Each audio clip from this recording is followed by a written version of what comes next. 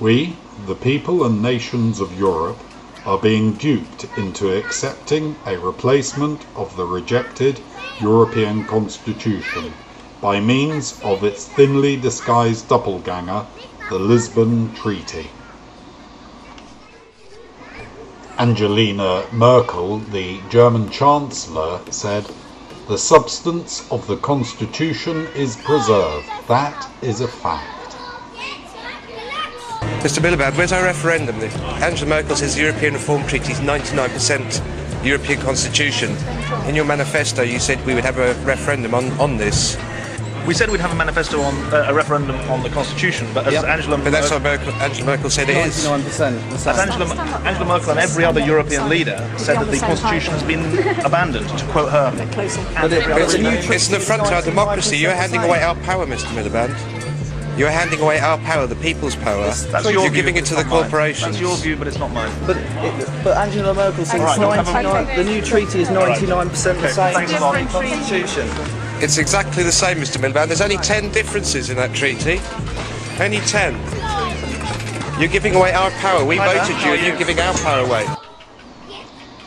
The Spanish Prime Minister, José Zapatero, said, "A great part of the European Constitution is captured in the new treaties."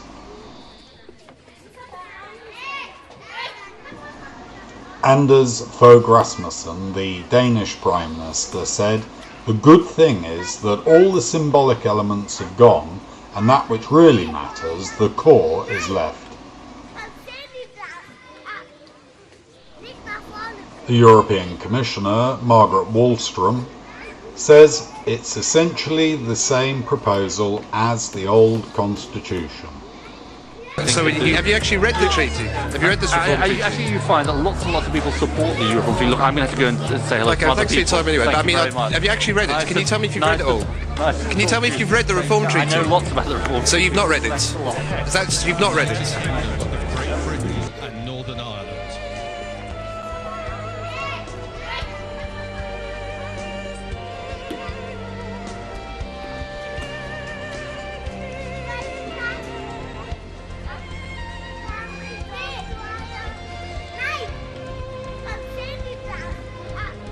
I have here a short piece of video which I've examined, and I'm trying to show one very specific gesture from our Prime Minister, Mr. Gordon Brown. Indeed, the European Council in December will be a good opportunity to discuss the other issues like globalization and giving more effectiveness and power to the European Union.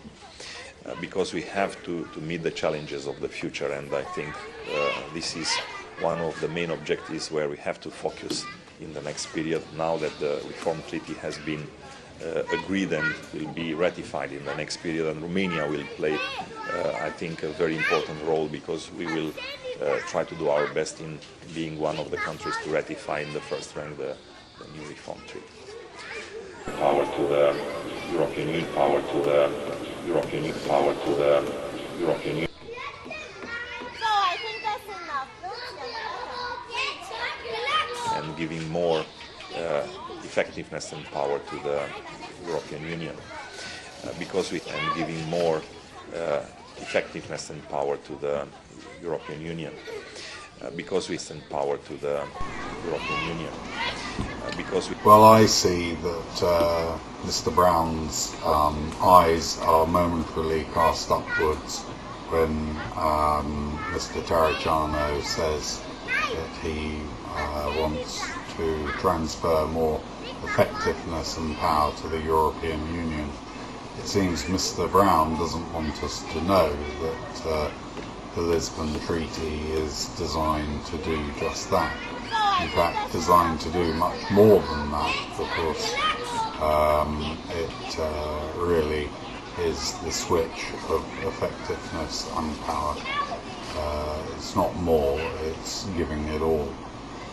So our friend Mr. Miliband doesn't seem to be too interested in actually reading it, because he knows what it does anyway. He doesn't need to sit down and read through laboriously the think it's 3,000 amendments to earlier treaties that the Lisbon amending treaty actually carries out. Those 3,000 amendments, in essence, as you can see by what these other politicians have said, carry out the same function as the original European Constitution did. So rather than having the simplicity of a constitution that puts all these things in place and tucks them up into bed, we have a treaty doing the same task, amending all the earlier treaties, and most importantly creating things such as a permanent president of the EU, representation in the form of embassies, although they've invented other names for the European Union Foreign Service, but that's what it is. And soon control of the police and the military and other things will follow over the coming years. It will all follow. The only thing they left out of the Union, but sure as hell if they want to they can put them in, and who cares about national anthems and flags and such trivial pomp and ceremony. That means nothing really. That's just a little bit of icing on the cake and an easy thing to throw away, and an easy thing to say, well, this isn't a country we're creating because we haven't got these bits of national pomp included anymore. So this treaty, it is a self-amending treaty. It has a clause in it which actually now gives the EU the authority to come back and make changes to it without having to go through the same process again. So it's not really that what has been written here is set in stone, other than it's going to be almost impossible to change, because backing out of the EU will be a tremendously difficult thing for a nation state to do, although it will be possible, I hasten to add, and something which I would strongly encourage the people of the United Kingdom to support doing. But the amending nature of the treaty is a very dangerous thing indeed. It means we've really, with the signing of this treaty, lost the control of our future. The so-called red lines are things that we say we don't actually want to have to abide to, but they're still written into the treaty, and if we don't want to abide by features that come along in the future that relate to our red lines, then we have to do something about it. We have to invoke our special terms, otherwise we will be swept along. It is absolutely essential that people realise that what was the Constitution has been replaced in almost total entirety, and certainly in all relevant detail, by the Lisbon Treaty. But they are lying to us. They are not telling us the truth. We are being kept in the dark and fed shit by them. And I think that feature in itself is enough for us to turn around and say this has to stop. We cannot have our politicians trick and lie us into submitting our sovereignty away to a completely new state that is autonomous of what we have had before.